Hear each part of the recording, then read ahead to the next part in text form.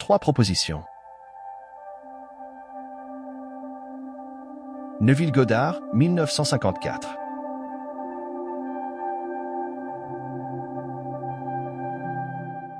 Eh bien, ma première proposition est celle-ci. L'état de conscience individuel détermine les conditions et les circonstances de sa vie. La seconde proposition est que l'homme peut choisir l'état de conscience avec lequel il désire être identifié, et la troisième suit naturellement. Par conséquent, l'homme peut être ce qu'il veut être. Si la première proposition est vraie, à savoir que l'état de conscience de l'individu est la seule cause des phénomènes de sa vie, alors la question normale et naturelle qui est posée est: pourquoi ne le change-t-il pas en un état plus désirable s'il pouvait le changer? Eh bien, ce n'est pas aussi facile qu'il n'y paraît. Aujourd'hui, nous espérons vous donner une technique pour vous faciliter la tâche, mais l'homme a beaucoup de mal à quitter les choses auxquelles il s'est habitué. Nous sommes tous coincés dans l'habituel. Cela peut sembler étrange, mais une caricature très sordide est apparue il y a des années, c'est-à-dire pendant la dernière guerre. Vous l'avez peut-être vu, il est sorti dans le New Yorker, et c'était un de George Price. Il n'y a qu'une seule petite pièce, un évier rempli de vaisselle non lavée, du plâtre tombant des murs, et ces deux personnes d'âge moyen, elle assise sur une chaise en train de lire une lettre, les cheveux ébouriffés et emmêlés, et lui avec des vêtements déchirés et les pieds collés sur la table et des chaussettes exposant des trous, et la légende de l'image est la suivante. Elle lit une lettre de son fils soldat à l'étranger, il dit qu'il a le mal du pays. Maintenant, vous devriez voir l'intérieur de cette maison, une pièce, complètement échevelée, mais le garçon avait le mal du pays. Or, l'homme a du mal à se détacher de l'habituel. C'est pourquoi ce matin, nous vous avons apporté ces 3 propositions, et j'espère pouvoir vous faire comprendre que vous pouvez, avec cette connaissance, l'appliquer afin que vous puissiez réaliser chacun de vos objectifs. C'est le comble de la folie que de s'attendre à ce que des changements se produisent par le simple passage du temps, car ce qui nécessite un état de conscience pour produire son effet ne pourrait être efficace sans un tel état de conscience. Donc, si je dois être dans la conscience de la chose que je cherche avant de la trouver, alors la seule chose à faire est d'acquérir cet état de conscience. La plupart d'entre nous ne savent même pas ce que nous entendons par état de conscience. Pour ceux qui sont ici pour la première fois, il s'agit simplement de l'état de conscience, la somme totale de tout ce qu'un homme croit, accepte et consent comme vrai. Maintenant, il n'est pas nécessaire que ce soit vrai, cela peut l'être, mais cela n'a pas besoin d'être vrai. Cela peut être faux, cela peut être une demi-vérité, cela peut être un mensonge, cela peut être une superstition, cela peut être un préjugé, mais la somme totale de tout ce qu'un homme croit constitue son état de conscience. C'est la maison dans laquelle il demeure, et tant qu'il restera dans cette maison, des problèmes similaires lui seront confrontés, les circonstances de la vie resteront les mêmes. Il peut se déplacer physiquement à travers les extrémités de la terre, mais il rencontrera des conditions similaires, il ne peut pas s'éloigner de la maison dans laquelle il demeure. La Bible parle de ces maisons comme des demeures du Seigneur, elle en parle comme de villes, elle en parle comme de chambres hautes, toutes sortes de mots sont utilisés pour décrire les états de conscience individuels. Et l'appel dans la Bible est toujours de sortir et d'occuper l'étage supérieur, c'est-à-dire de passer à un niveau supérieur en soi. Maintenant, si vous ne connaissez pas l'état dans lequel vous demeurez, c'est une technique très simple que vous pouvez employer pour découvrir cet état, car l'homme qui habite dans un état, et nous demeurons tous dans des états, pourrait facilement découvrir l'état en écoutant en lui-même et en observant ses propres conversations mentales internes, car l'état chante sa propre chanson et il se révèle dans le discours intérieur de l'homme. Si vous écoutez attentivement et sans esprit critique ce que vous dites intérieurement, vous découvrirez l'état. Et vous ne serez pas surpris que les choses soient telles qu'elles sont, car vous entendrez en vous-même la cause des phénomènes de la vie. De sorte que ce que vous dites et faites intérieurement est beaucoup plus important que ce que vous savez extérieurement ou ce que vous exprimez apparemment extérieurement. Ainsi, lorsqu'un homme sait ce qu'il fait intérieurement, il peut le changer. Si vous n'avez jamais observé sans esprit critique vos réactions à la vie, si vous êtes totalement inconscient de votre comportement subjectif, alors vous n'êtes pas conscient de la cause des choses dans votre monde. Mais si vous prenez conscience de l'état, alors vous vous occupez simplement de le changer. Maintenant, voici une technique que j'ai trouvée très utile et je trouve qu'elle fonctionne comme un miracle, tout le monde peut le faire. Je sais que certains d'entre vous viennent peut-être d'horizons orthodoxes extrêmes et cela peut vous sembler étrange d'être ici, mais je vous assure que vous n'êtes pas seul. Beaucoup de vos dirigeants dans le domaine orthodoxe cherchent une audience avec l'orateur. Plus d'un rabbin est venu chez moi, plus d'un prêtre et plus d'un chef protestant. Beaucoup d'entre eux. Ils viennent chez moi pour des interprétations du livre qu'ils n'oseraient pas donner publiquement autre interprétation que l'interprétation littérale la plus extrême. Ne soyez donc pas surpris si vous entendez ici des choses qui pourraient vous surprendre. Vos chefs sont effrayés, mais c'est une technique que j'ai trouvée très utile. Tout d'abord, l'homme se tient pour toujours en présence d'une énergie infinie et éternelle, d'où procède toute chose, mais elle suit des schémas définis, elle ne sort pas de l'homme et ne se cristallise pas dans les choses d'une manière étrange et désordonnée. Il suit une voie définie et la voie qu'il suit est tracée par l'homme lui-même dans ses propres conversations intérieures. Ainsi, bien que l'homme soit appelé à changer sa pensée pour changer son monde, car il nous est dit, « Soyez transformés par le renouvellement de votre esprit », l'homme ne peut pas changer sa pensée à moins qu'il ne change ses idées, car il pense à partir de ses idées. Donc, si je veux changer et me transformer, je dois poser de nouvelles pistes et les pistes que je pose sont toujours posées dans ma propre conversation intérieure. Alors, qu'est-ce que je dis maintenant alors qu'apparemment je suis seul? Je peux m'asseoir sur cette chaise, ou me tenir ici, ou marcher dans les rues et je ne peux pas m'arrêter de parler. L'homme ne se rend pas compte qu'il parle, parce qu'il n'est jamais assez calme pour écouter la voix qui parle en lui-même, mais intérieurement il murmure ce qui se passe extérieurement comme conditions et circonstances. La plupart des choses qu'il murmure sont négatives pour justifier son comportement. Il n'y a pas besoin de se justifier. Il excuse le retard ou l'échec, ou il argumente, ou il juge sévèrement, ou il condamne. Beaucoup d'entre nous ont une affection secrète pour les blessures, nous ne voulons pas être aimés par certaines personnes, nous n'aimerions tout simplement pas qu'ils nous aiment. Nous ne voulons tout simplement pas que certaines choses se produisent dans notre monde, même si elles peuvent apporter un plus grand confort et une plus grande satisfaction. L'homme a un sentiment particulier, étrange, un peu d'affection pour le sentiment d'être indésirable ou le sentiment d'être blessé, et il aime en parler. Eh bien, tâchez de tirer cet homme de cet état habituel, ce serait tout aussi difficile que d'éloigner ce jeune soldat de cette chambre sordide, il retourne dans les pièces sordides de lui-même. Vous ne voyez pas la vaisselle non lavée à l'intérieur de vous-même, mais si vous pouviez seulement voir l'état psychologique interne dans lequel la plupart d'entre nous vivons, nous verrions une pièce beaucoup plus sale que celle que George Price a illustrée dans le magazine New Yorker. Ce sont toutes des assiettes non lavées à l'intérieur de nous, à l'extérieur, nous les lavons, mais la Bible nous dit que nous laissons l'intérieur non lavé et que nous devenons des sépulcres blanchis. Maintenant, si je désire sincèrement changer mon monde, il n'y a personne dans mon monde que j'ai besoin de changer à part moi-même, de sorte que je n'ai pas besoin de vous changer en tant qu'individu, mais j'ai besoin de changer mon attitude envers vous. Si tu ne m'aimes pas ou si je pense que tu ne m'aimes pas, ou si ton comportement m'offense, la cause de mon offense n'est pas en toi et dans ton comportement, mais je dois chercher cette cause en moi-même.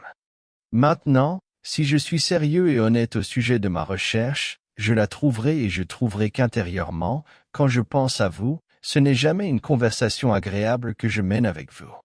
Alors laisse-moi m'asseoir maintenant et t'amener devant l'œil de mon esprit, et comme je t'amène devant l'œil de l'esprit, laisse-moi imaginer une conversation qui impliquerait un changement radical dans mon monde, permettez-moi de vous élever et de changer mon attitude envers vous en traçant de nouvelles voies par rapport à vous. Ces pistes deviendront alors les pistes sur lesquelles se déversera cette énergie éternelle, une énergie qui n'est que pensée, me déplacer sur les voies tracées dans mes propres conversations intérieures entraînera des changements dans mon monde extérieur. Maintenant, si je répète les conversations et que je les fais plus souvent, alors cela devient une habitude et je m'apercevrai que lorsque je m'occupe des affaires de mon père dans le monde extérieur, je suis intérieurement par habitude en train de mener ces conversations changées et plus belles. Maintenant, une transformation de la conscience se traduira certainement par un changement d'environnement et de conditions. Mais je veux dire la transformation de la conscience, je ne veux pas dire une légère altération de la conscience comme un changement d'humeur. C'est bien de changer une humeur d'une humeur désagréable à une humeur charmante, mais je veux une transformation et par transformation, j'entends que lorsqu'un état dans lequel je me suis déplacé et que je me déplace si souvent qu'il devient une habitude et que cet état se stabilise, de sorte qu'il expulse de ma conscience tous ses rivaux, c'est alors que cet état habituel central définit mon caractère et constitue réellement mon nouveau monde. Cela signifie une transformation, mais si je ne le fais qu'un petit peu et que je retourne à mon état antérieur, alors j'aurai peut-être eu un ascenseur temporaire, mais je ne remarquerai pas de changements radicaux dans mon monde extérieur. Je remarquerai ces changements dans mon monde extérieur si intérieurement j'ai vraiment changé. Alors, sans effort de ma part, je trouverai le monde extérieur changeant pour correspondre aux changements qui ont eu lieu en moi. Alors vous le gardez à l'esprit, je ne saurais trop insister, je ne peux pas lui donner trop d'importance, cette chose merveilleuse qu'on appelle la capacité de l'homme à parler en lui-même et sans l'aide de personne au monde, assis seul à la maison, vous pouvez construire une phrase qui impliquerait l'accomplissement de l'idéal, vous pouvez construire une phrase qui impliquerait qu'une amie que j'ai bénie qu'elle ait réalisé son objectif, que la chose que vous savez qu'elle veut, elle l'a.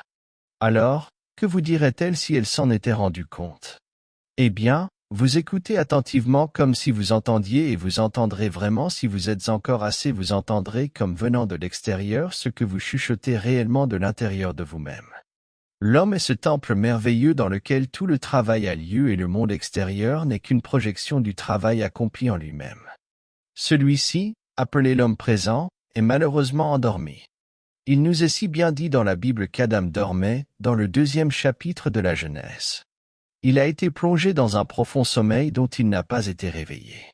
Il n'y a aucune référence dans la Bible où Adam a jamais été réveillé de son sommeil, mais il y a une référence où il s'est réveillé, mais pas en tant qu'Adam.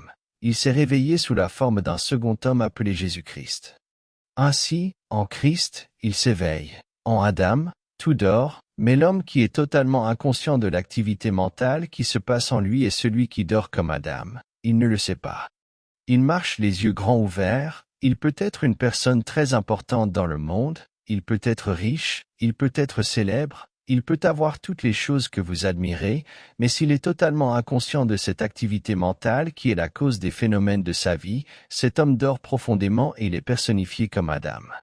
Et il lira sa Bible et pensera que c'est une histoire littérale, il lira où Adam a été endormi et où une côte a été prise et une femme appelée Ève a été formée, mais quand un homme commence à se réveiller, il se rend compte que cette Ève symbolique de la Bible n'est que sa propre émanation maintenant appelée par le nom de nature.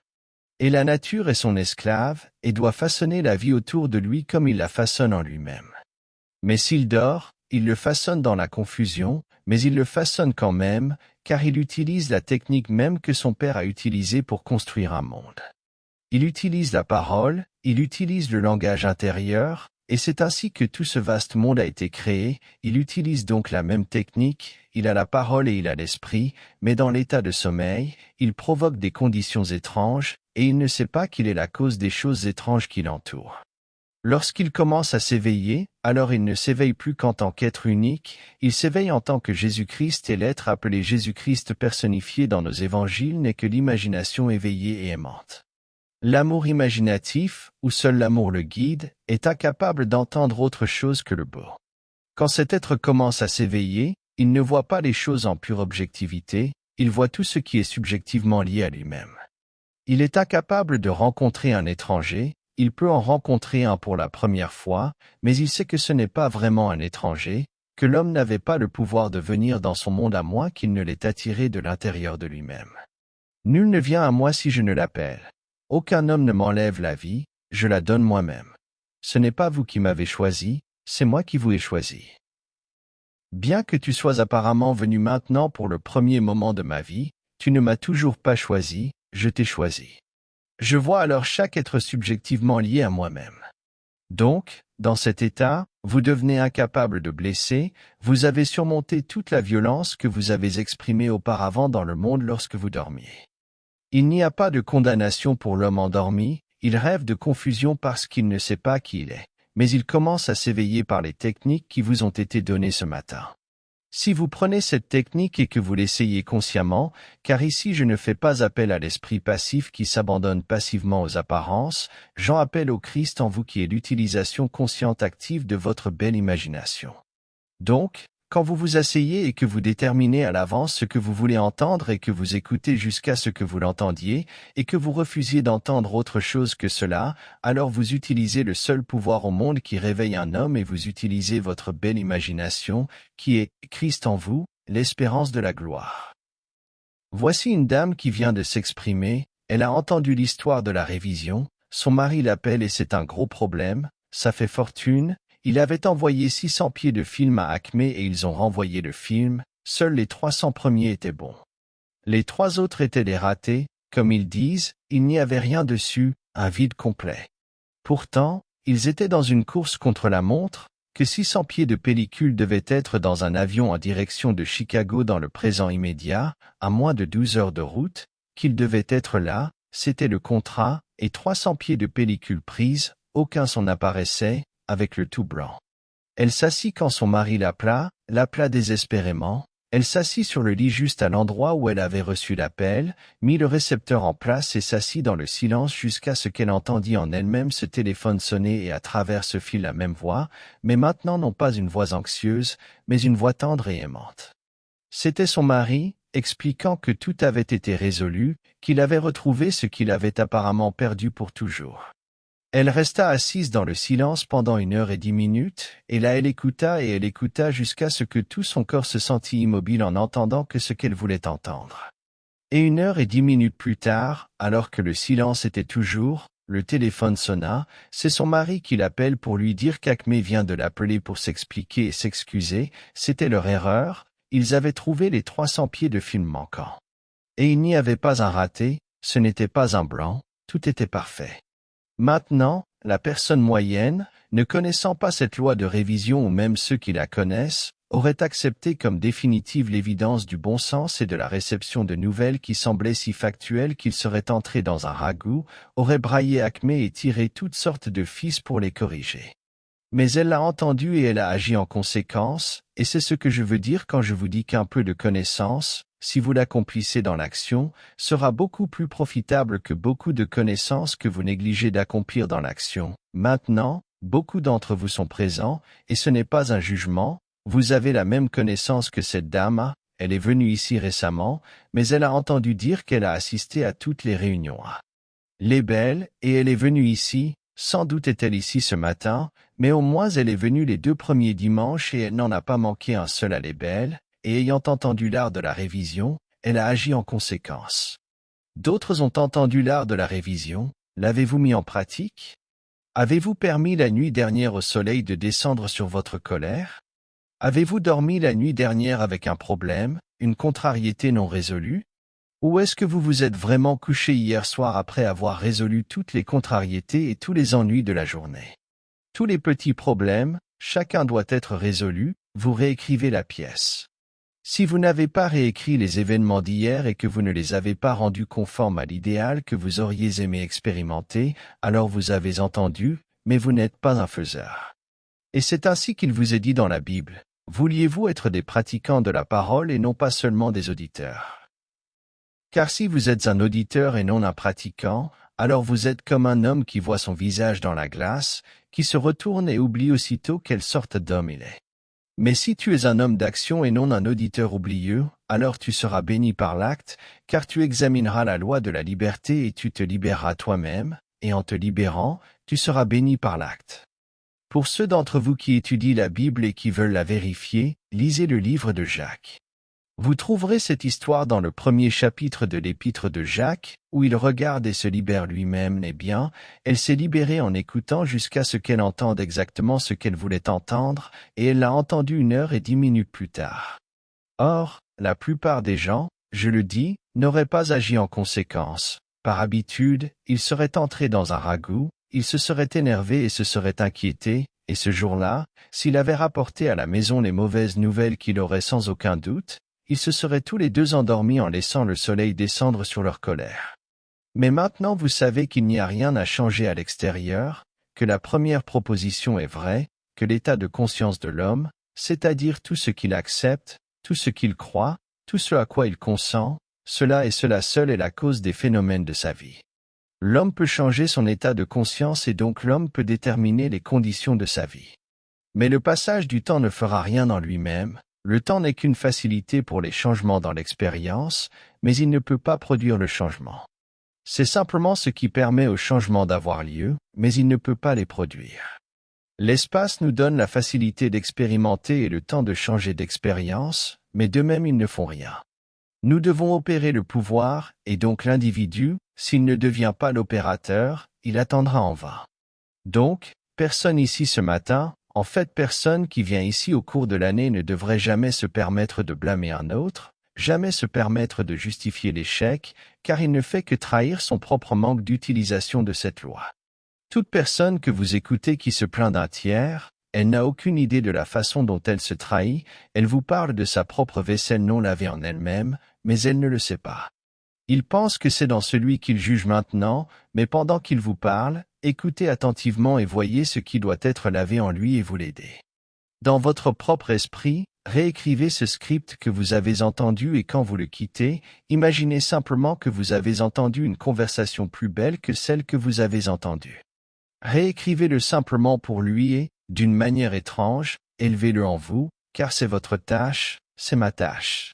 Nous ne sommes pas ici pour condamner, nous sommes ici pour racheter, s'étant éveillés, nous avons trouvé Christ en nous comme notre propre imagination et donc notre devoir, comme il est dit que le devoir du Christ est de faire la volonté de celui qui m'a envoyé et la volonté de celui qui m'a envoyé et que, de tout ce qu'il m'a donné, je ne perdrai rien, mais je le ressusciterai et je le ressusciterai en rencontrant quelqu'un et en le trouvant en bas.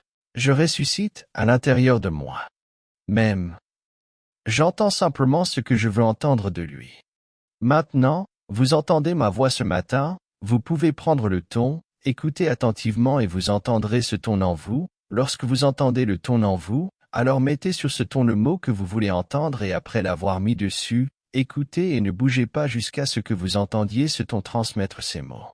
Mais rendez-les nobles, ne prenez pas ce ton et n'y mettez aucun mot en dehors du mot qui impliquerait un état digne et noble, parce que vous ne faites de mal à personne d'autre qu'à vous-même. Si vous prenez quelqu'un et que vous mettez des mots sur ce ton de cette voix, et que les mots n'impliquent pas un esprit noble, alors vous ne faites que permettre à cet être d'être en vous, vous n'accomplissez pas vraiment votre devoir. Donc, ici ce matin, croyez à ces propositions, et ensuite, après les avoir crues, faites quelque chose à ce sujet. Sortez et prenez ce que nous vous avons dit au sujet de la parole intérieure, c'est vraiment le plus grand des arts. Vous écoutez et n'entendez que ce que vous voulez entendre. Vous prenez votre main imaginaire et vous la mettez dans la main d'un ami, la main imaginaire d'un ami, et là vous le félicitez de sa bonne fortune. Si vous voulez qu'on vous félicite, vous vous laissez féliciter. Vous ne baissez pas la tête, vous la tenez haute et acceptez les félicitations, et lorsque vous le félicitez, imaginez qu'il est pleinement conscient du bien qui est déjà le sien et qu'il accepte ces félicitations et que le contact est réel. C'est vraiment entrer dans le royaume des cieux, car vous entrez dans le royaume et le royaume est en vous, il n'est pas à l'extérieur, et vous entrez toujours dans le royaume par une communion d'amour et de connaissance.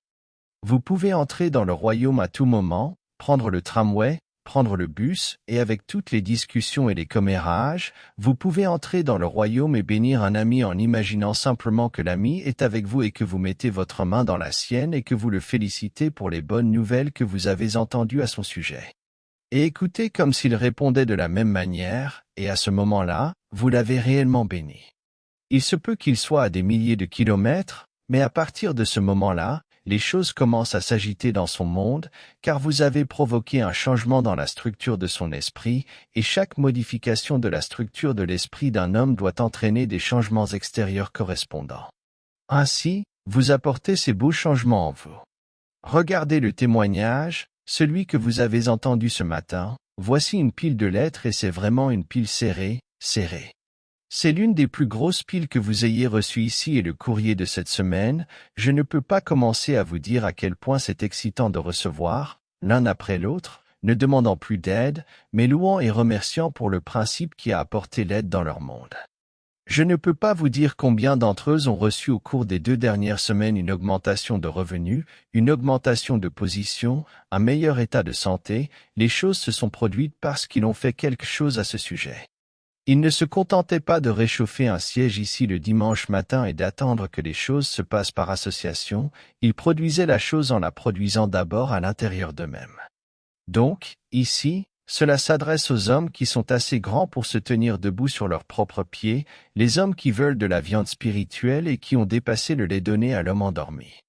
Donc, si vous voulez le concept littéral, vous êtes encore endormi et ce ne serait vraiment pas l'endroit pour l'obtenir, car de cette plateforme vous allez recevoir de la viande spirituelle, car vous devez sortir et faire quelque chose à ce sujet. Si vous avez la plus grande connaissance du monde concernant les aliments et que vous ne mangiez pas, vous mourriez de faim, et donc ce n'est pas la connaissance de cela, c'est l'application de celle-ci qui compte.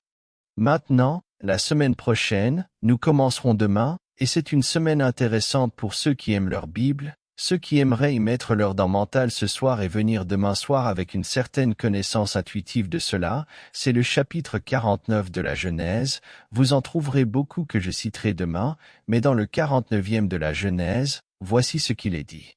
Tout d'abord, il convoque ses fils pour leur dire leur avenir et ils sont 12. C'est Jacob qui appelle ses fils, mais le 5e, quand il appelle le 5e, il lui dit que le sceptre ne tombera jamais, qu'il ne quittera jamais ta main, jamais, pas dans l'éternité. Son nom est Judas, celui qui a engendré la lignée qui a fleuri en Jésus-Christ, quand vous lisez la généalogie telle qu'elle nous est donnée dans Matthieu et Luc. Puis il est dit de Judas qu'il prit son poulain et qu'il l'attacha à une vigne, et qu'il prit le petit d'un âne et qu'il l'attacha à une bonne vigne, puis qu'il lava ses vêtements dans du vin et qu'il lavait ses vêtements dans le sang des raisins. Et ses yeux étaient rouges de vin et ses dents blanches de lait. Eh bien, maintenant, ceux d'entre vous qui aimeraient encore lire cela littéralement, vous pouvez tirer une certaine satisfaction de laver vos vêtements dans du vin. Je ne le fais pas, je préfère le boire, mais certains lavent les leurs dans le sang des raisins, puis les dents blanches de lait et l'œil injecté de sang avec du vin. Eh bien, c'est lui qui a engendré de Tamar les jumeaux qui ont enfanté la lignée qui a fleuri en Jésus-Christ. Retournez donc en arrière et lisez la généalogie de Judas, puis voyez ce que Judas a fait et comment il a pris 2 animaux, l'un était un poulain et l'autre était un poulain. Maintenant, je ne vais pas vous dire l'interprétation, vous exercez votre faculté intuitive et vous venez demain soir et vous entendez ce que nous avons à dire sur l'améthyste, ou la pierre à vin, comment un homme doit faire l'améthyste, comment un homme doit prendre ses vêtements, une chose qui revêt l'esprit de l'homme et les lave dans le sang des raisins, comment un homme non seulement doit le faire, mais son œil doit devenir également injecté de sang par le vin et ses dents blanches par le lait. Et nous vous montrerons demain soir pourquoi ils ont placé sur lui la robe écarlate et ensuite ils ont placé sur lui la plus mystique de toutes, la robe pourpre. Ainsi, alors qu'ils les plaçaient jusqu'à l'acte final, il y avait le placement de la robe pourpre sur l'homme qui s'était éveillé, qui est maintenant prêt à s'élever en haut, à des niveaux plus élevés en lui-même. Mais vous ne pouvez pas ascensionner tant que vous n'avez pas d'abord fait la robe pourpre et bien que nous ayons des ordres dans ce monde qui ont des robes écarlates et des robes violettes, aucun homme ne peut la faire pour vous. Et donc il ne peut pas être tissé dans n'importe quelle usine, il doit être tissé à partir de l'usine à l'intérieur de vous-même.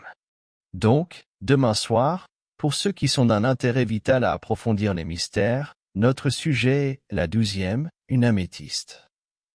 Le tout dernier acte d'un homme, le 12e, car il n'y en a que 12, alors vient la plus précieuse, je dirais, la moins précieuse de toutes les pierres aux yeux de l'homme, mais aux yeux de Dieu, c'est la plus précieuse et ce n'est pas la petite chose que vous trouvez parmi les pierres, c'est celle que vous trouvez en vous-même.